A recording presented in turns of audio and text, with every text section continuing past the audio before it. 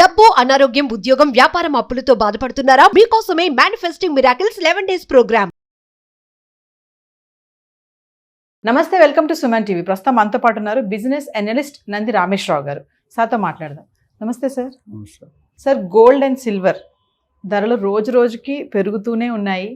మరి 2024 ఇంకొక నెలలో అయిపోతుంది. మరి 2025కి బంగారం రేట్ ఇలానే ఉంటుందా? ఇంకా ఏమైనా తగ్గే అవకాశాలు ఉన్నాయా?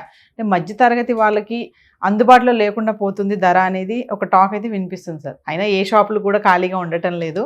ఓవరాల్గా ఎందుకు ఈ బంగారం రేట్లు అనేవి స్థిరత్వం లేకుండా ఉంటాయంటే ఏం చెప్తారు? దీనికి చాలా కారణాలు ఉంటాయి. 3-4 డిస్కస్ చేద్దాం.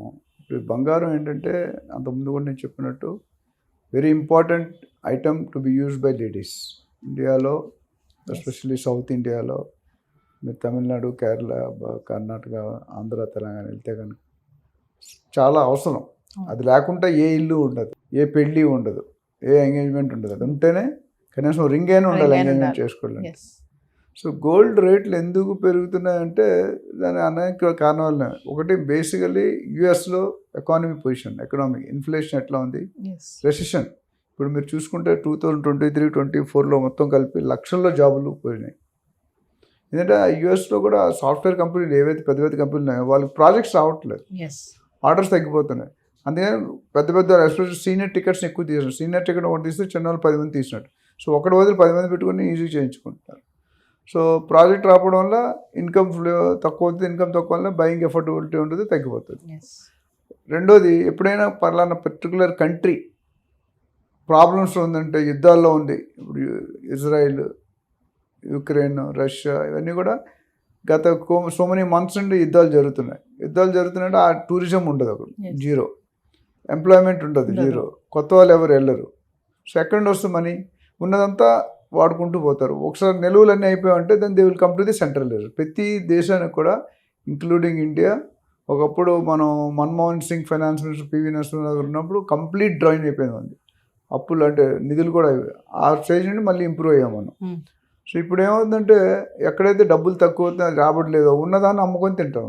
మీకు శాలరీ లేదనుకోండి ఏదైనా ఎంప్లాయీకి, ఏం చేస్తారు, ఉన్న ఎఫ్డీలు లేదా ఏవైతే మీరు సేవ్ చేసుకుంటే అవన్నీ ఇల్లు అమ్మేయడం, ప్లాట్ అమ్మేయడం, ఏదో చేసి బతుకుతారు. ఎంతవరకు పోతారు. ఇక్కడ కూడా అంతే. ఏమవుతుందంటే మీరు రేట్ తగ్గిన రీజన్ ఏంటంటే ఒకేసారి 1000 టన్నులు, 2000 టన్నులు, 3000 టన్నులు రిలీజ్ అయిపోద్ది మార్కెట్లో.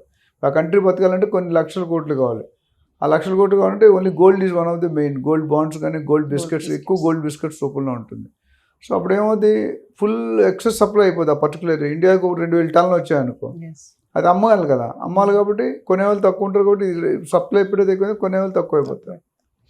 అప్పుడు రేటు తగ్గే ఒక ఔన్స్ బంగారం ఒకప్పుడు $2000 ఉండేది, 2200, 2400, 2600, 3000 ఇప్పుడు అయింది. సో ఇవాళ కరెంట్ పరిస్థితి రేట్లు చూసుకుంటే కనుక నాకు తెలిసి 22 క్యారెట్ 72,500 రఫ్లీ సార్. 72,000 వేసుకోండి. అట్లానే 24 క్యారెట్ తీసుకుంటే కనుక 77,000 ప్లస్ ఉంది. అది సిల్వర్ 99,000. యాక్చువల్లీ దాంట్లో నన్ను చూస్తే వృద్ధి రేట్లో చూసుకుంటే గోల్డ్కి 22-24కి ఎంతైతే తగ్గిందో వెండిలో అంత తగ్గలే. ఒకప్పుడు మనం చూసాం 103 దాకా వెళ్ళింది వెండి కేజీ. ఇప్పుడు 19 అంటే తక్కువ, 4K యాక్చువల్లీ ఎక్కువ తగ్గాలి. సో ఆ మార్కెట్లో వేరియేషన్ కూడా, అవైలబిలిటీ ఆఫ్ మెటల్ అంటే సిల్వర్ కానీ గోల్డ్ కానీ అవైలబిలిటీ బట్టి, సిల్వర్ కూడా ఒక డిపాజిట్ లాగే. అంటే గోల్డ్ ఎలా, ఇది కూడా అంత ఇమీడియట్గా క్యాషబుల్. అంటే మీకు ఏదైనా ప్రాబ్లం వచ్చింది, ఆరోగ్య రీత్యా ఇంజనీరింగ్ సీట్ వచ్చింది, మెడికల్ సీట్ వచ్చింది, మీకు కావాలి.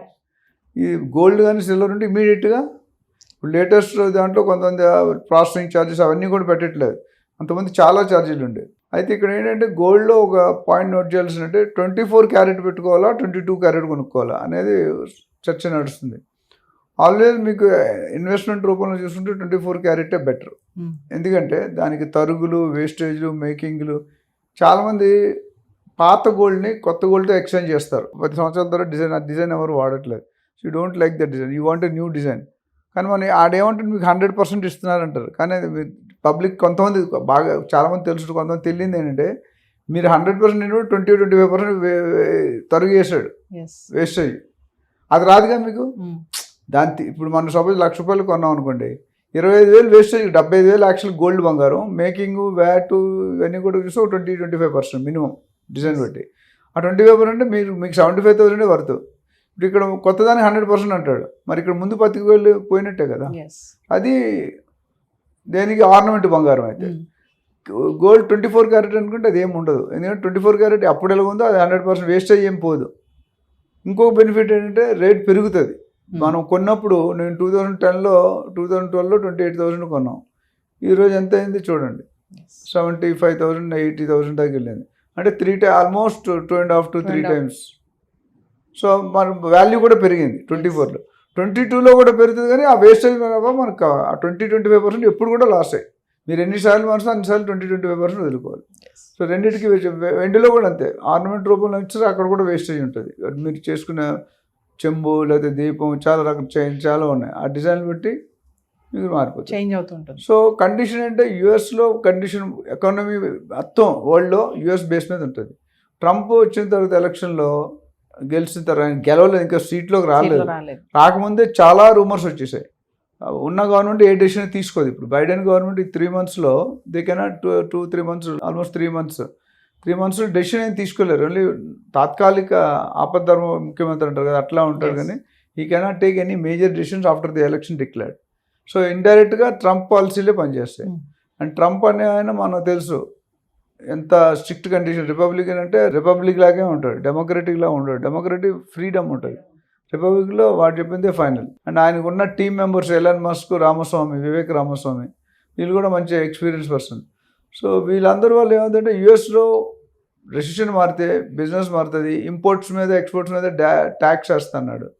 అంటే they are discouraging material to be purchase from outside to America. అక్కడ అమెరికా ఇండియా నుండి తీసుకుంటే ఇంపోర్ట్స్ అంటారు, అమెరికా నుండి మనది పంపిస్తే అది ఎక్స్పోర్ట్ అంటారు. ఇప్పుడు అమెరికాలో 2 ఉన్నాయి, ఇంపోర్ట్స్, ఎక్స్పోర్ట్. ఇంపోర్ట్ అంటే బయట కంట్రీలో కొనుక్కొని మన దగ్గర వాడుకుంటాం. ఎక్స్పోర్ట్ అంటే మన కంట్రీ బయట. ఎక్స్పోర్ట్ కంట్రీ ఎప్పుడు కూడా ఎక్స్పోర్ట్స్ అనేది కంట్రీ ఎంకరేజ్ చేస్తుంది, ఎందుకంటే రెవెన్యూ కమ్. ఈ ఫారెన్ రెవెన్యూ రావడం అనేది ఒక ఆర్ట్. అది ఎందుకంటే పోతే ఒప్పుకోరు, డాలర్ వాల్యూ మారిపోతుంది కదా, రూపీ వాల్యూ కానీ డాలర్.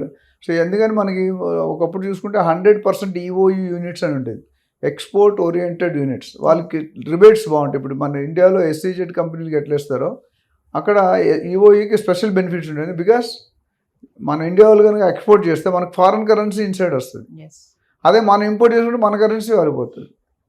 అది ఇంపార్టెంట్. సో ఓవరాల్గా చూసుకుంటే గోల్డ్ కండిషను నాకు తెలిసి ఇంకా కొంతకాలం కొద్ది తగ్గుతుంది. అది మరి 65కి వస్తుందా 62కి వస్తుందని చూడాలి. బట్ తర్వాత మాత్రం టేకప్ అవుతుంది. ఒకసారి ట్రంప్ పొజిషన్లోకి వచ్చి 2-3 నెలలు తెలుస్తుంది వాళ్ళ స్ట్రాటజీ ఏంటని. దాన్ని బట్టి మళ్ళీ డెఫినెట్గా నేను అనుకోవడం 95,000 to 1 lakh అయితే సూచనలు కనిపిస్తున్నాయి. ఏది గోల్డ్ అనేది 24 క్యారెట్. అట్లానే వెండి వచ్చేసరికి ఆల్రెడీ మనం 1,10,000 1,15,000 అయ్యే ఛాన్సెస్ కనిపిస్తుంది. సో కొనుక్కునే వాళ్ళు ఎవరైనా డబ్బులు ఉంటే కొనుక్కోవడం బెటరే. బట్ పెరిగిపోతుంది తగ్గిపోతుంది కొనుక్కో, ఉన్న రిక్వైర్మెంట్ కొనుక్కోవడం చాలా బెటర్. Thank you sir.